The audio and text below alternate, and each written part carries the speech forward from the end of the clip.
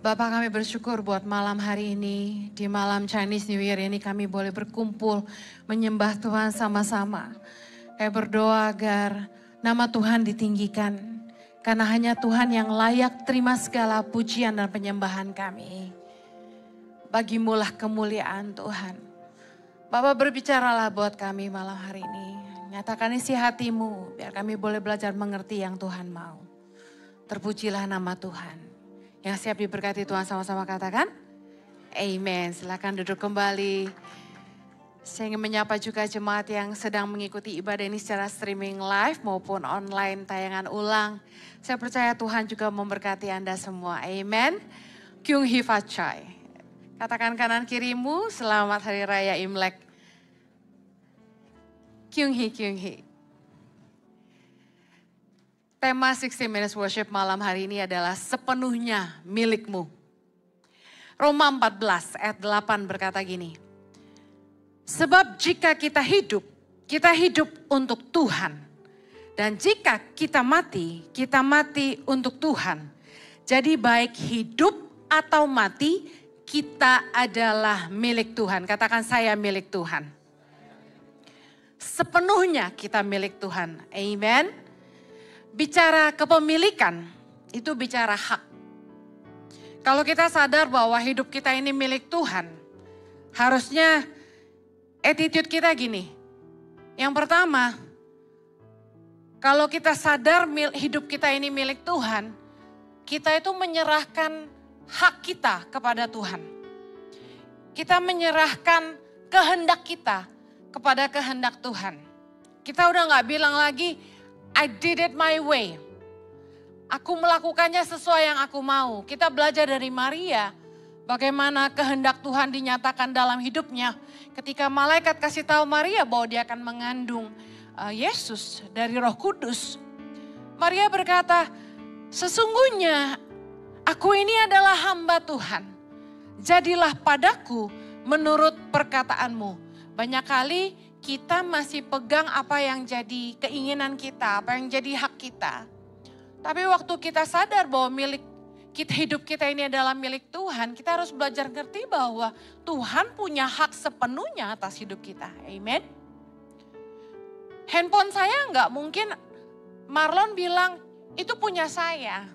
Saya mau pakai sesuka hati saya.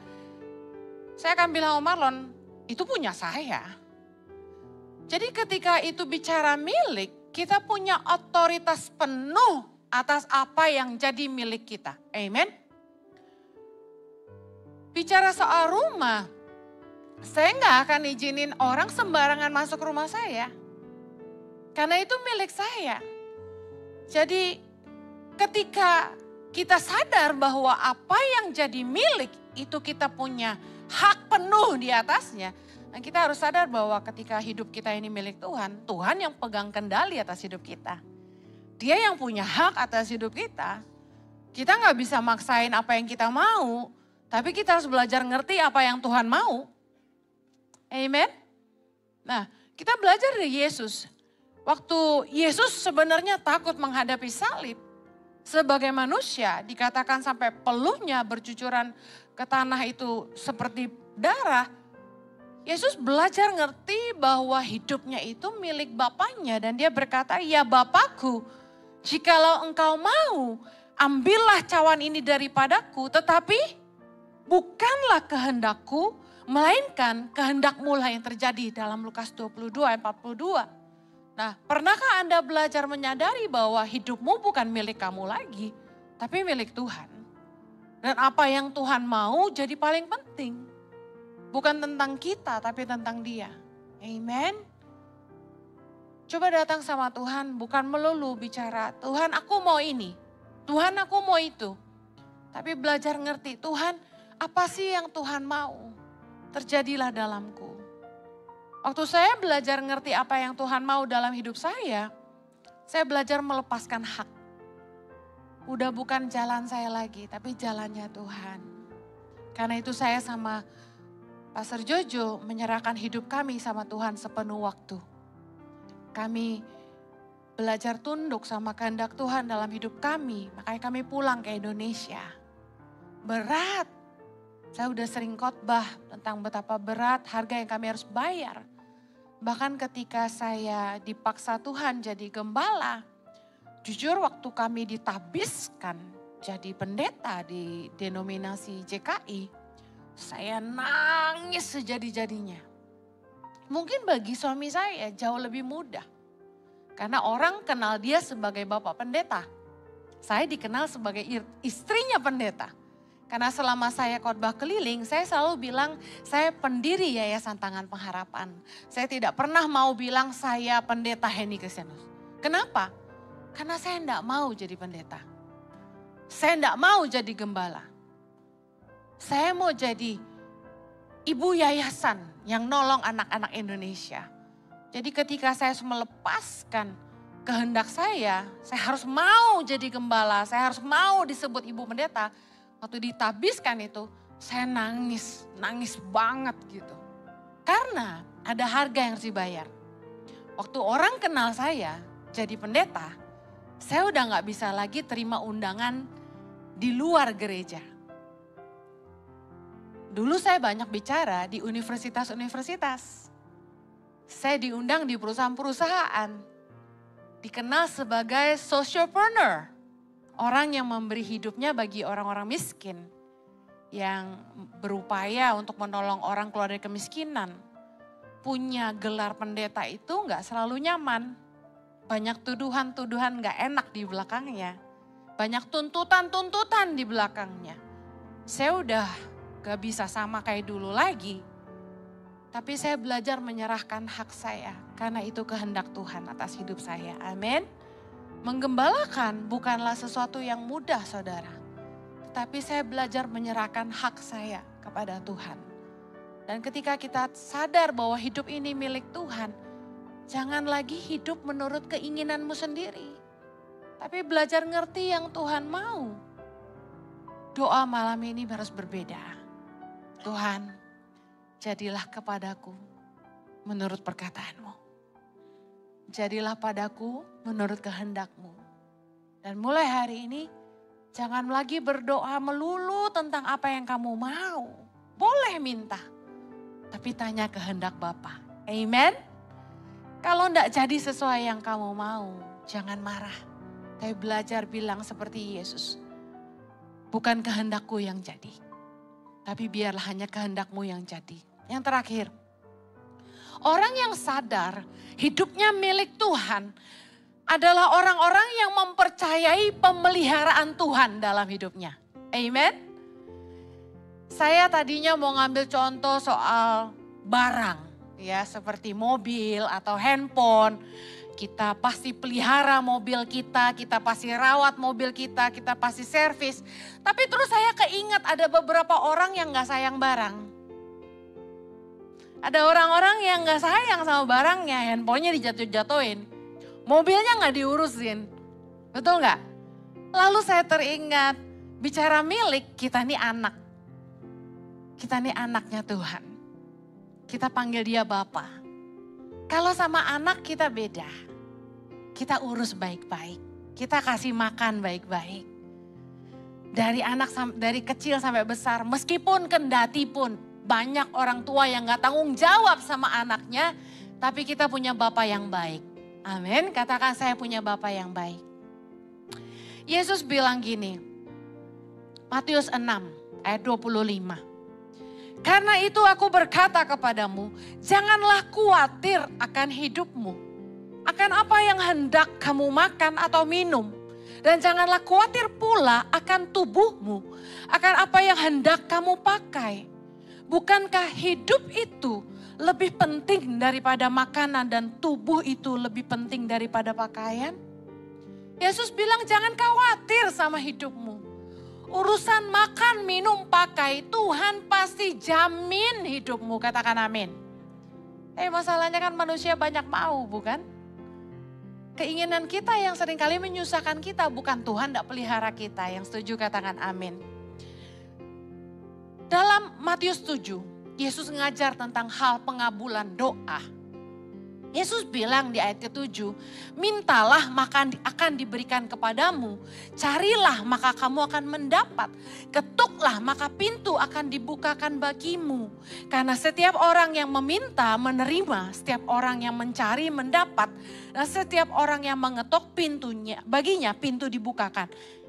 Ayat 9, Yesus bilang gini, adakah seorang daripadamu yang memberi batu kepada anaknya jika ia meminta roti, atau memberi ular jika ia meminta ikan? Jadi jika kamu yang jahat tahu memberi pemberian yang baik kepada anak-anakmu, apalagi Bapamu yang di sorga, ia akan memberikan yang baik kepada mereka yang meminta kepadanya. Tiba-tiba pewahyuan Tuhan turun tadi bilang gini, you can ask anything.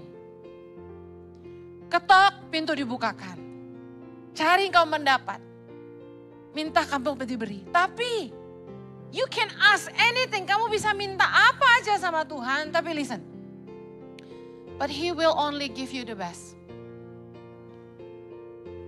Anda bisa minta apa aja sama Tuhan. Tapi catatan penting. Dia hanya akan memberikan yang terbaik buat hidupmu. Dan yang mungkin yang terbaik dari Tuhan itu tidak seperti yang kamu mau. Mungkin yang terbaik di mata Tuhan itu tidak sesuai sama seleramu. Tidak seperti yang kamu pikir yang terbaik menurut ukuranmu. Tapi harus yakin bahwa itu yang terbaik menurut ukuran Tuhan. Seringkali orang tidak suka dipilihin sama Tuhan. Kita harus percaya bahwa pemeliharaan Tuhan itu sempurna buat hidup kita. Mungkin jalannya gak selalu sesuai yang kita mau. Tapi kalau kamu percaya hidupmu tuh milik Tuhan. Bahwa Dia Bapa yang baik, yang pasti yang kasih yang terbaik buat kita. Tuhan pasti pelihara kita. Dan pilihannya pasti yang terbaik. Saya mau akhiri gini. Kemarin saya ngerenung. Kenapa ya banyak orang nikah lalu gagal? Kenapa hari ini kita lihat banyak orang yang nikah tuh secara manusia kita lihat gak sepadan.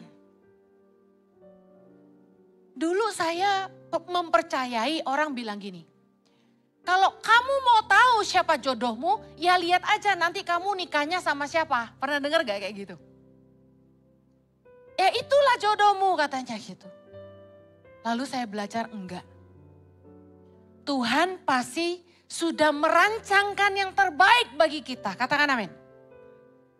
Tapi pilihan itu di tangan kita. Hari ini saya lihat dengan mata kepala saya sendiri.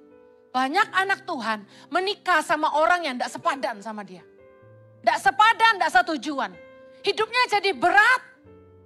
Melangkah sama-sama jadi berat. Gak kompak, gak sehati, gak unity. Istrinya mau maju tapi suaminya bikin lambat. Istrinya sungguh-sungguh suaminya enggak mau. Jadi berat. Suaminya rohani banget, istrinya duniawi banget. Suaminya banyak diundang di kalangan gereja.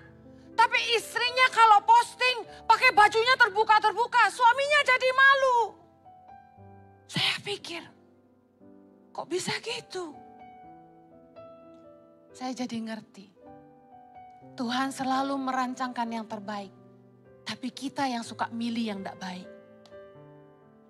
Karena ukuran terbaik kita itu dunia. Beda sama ukuran terbaiknya sorga.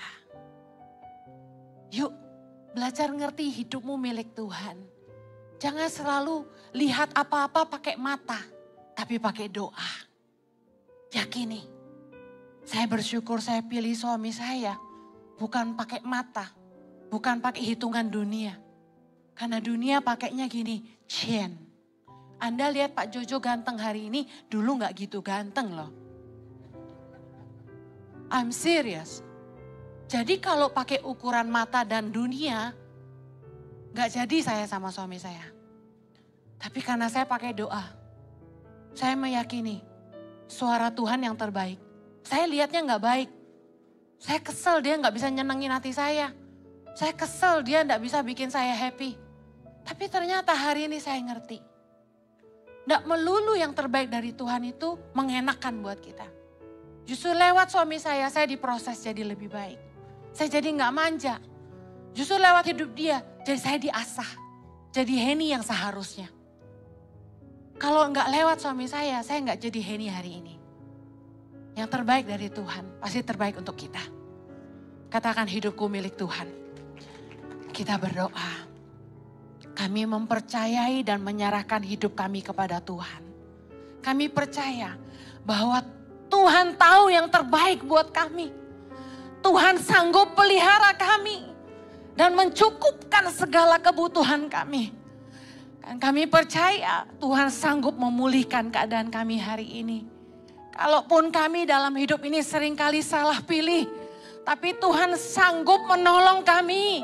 Anugerah-Mu tersedia bagi kami. Kau sanggup Tuhan. Engkau sanggup, katakan Engkau terlebih sanggup Tuhan. Dan kami mau belajar menyerahkan hak kami atas hidup ini. Kami mau belajar mempercayai bahwa hidup kami di tangan Tuhan. Kami mau menyerahkan kehendak kami kepada kehendak Bapa. Terjadilah pada kami menurut perkataan-Mu Tuhan. Berkati umat-Mu agar setiap kami boleh belajar ngerti yang Tuhan mau. Mari bangkit berdiri bersama-sama, saudara, nyatakan ini di hadapan Tuhan. Kalau ku hidup bagimu.